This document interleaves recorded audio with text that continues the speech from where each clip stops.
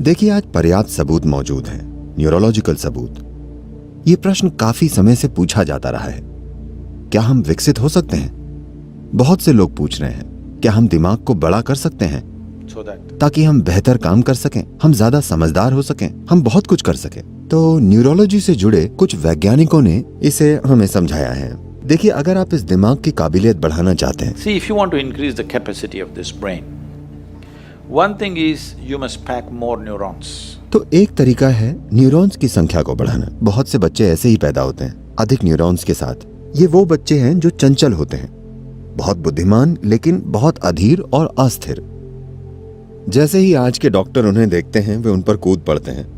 और चिकित्सा उद्योग इतना बड़ा उद्योग है, इसलिए वे हमेशा मरीज ढूंढते रहते हैं। और दवाइयों का उद्योग दूसरा बड़ा उद्योग है, तो वे कोई दवाई दे देते हैं। उन्होंने कुछ नाम दे रखे हैं, ADD, ADH, ABC या XYZ। इस तरह सभी 26 अक्षरों का इस्तेमाल हो चुका है। पर अगर कोई बच्चा ऐसा है तो ये असामान्य नहीं है, ये सामान्य है। बहुत से बच्चे ऐसे पैदा होते हैं, उनके दिमाग में ज्यादा न्यूरॉन होते हैं। अगर आप बच्चे को बहुत सी शारीरिक गतिविधियों में लगा दें, नींद और शारीरिक गतिविधि, अच्छी शारीरिक गतिविधि, तो आप देखेंगे कि 6 या 8 साल की उम्र तक वो खुद को सुधार लेगा।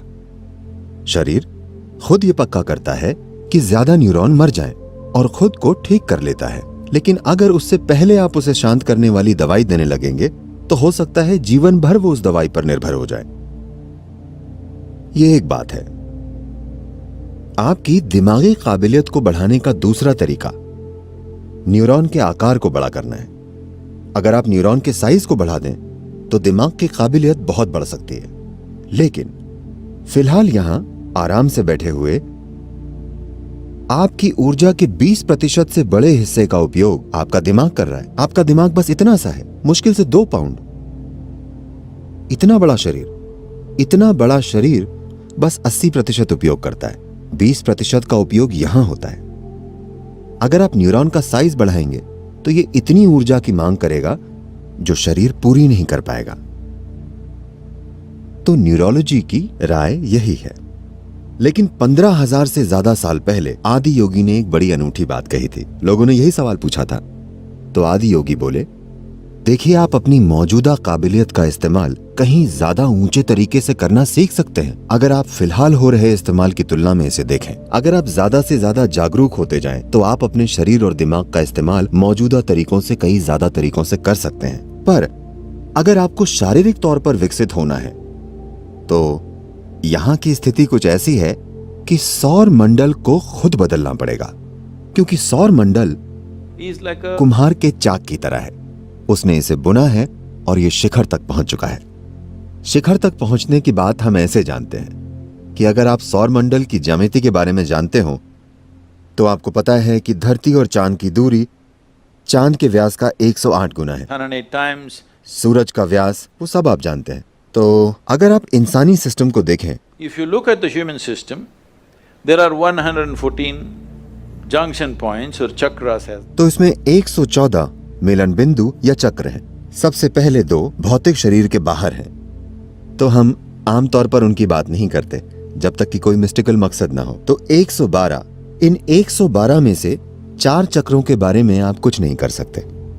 अगर आप 108 का ख्याल रखते हैं तो बाकी 4 खुद ही काम करने लगते हैं। उनमें अपनी बुद्धि होती है, हम उनके बारे में कुछ नहीं कर सकते। तो आपके पास 108 उपलब्ध होते हैं। वे देखकर कहते हैं, देखिए 108 आपके पास उपलब्ध हैं।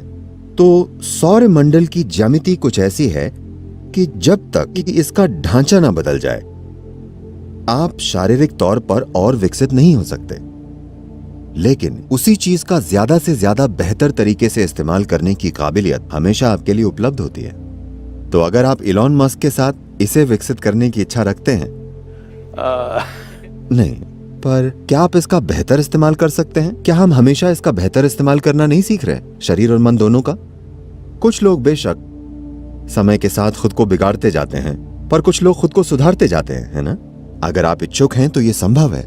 इच्छा होने का मतलब है, अगर आपको वाकई इच्छुक होना है तो आपको जागरूक होना होगा। अगर आप जागरूक नहीं हैं तो आपने अनजाने में इच्छा छोड़ दी है।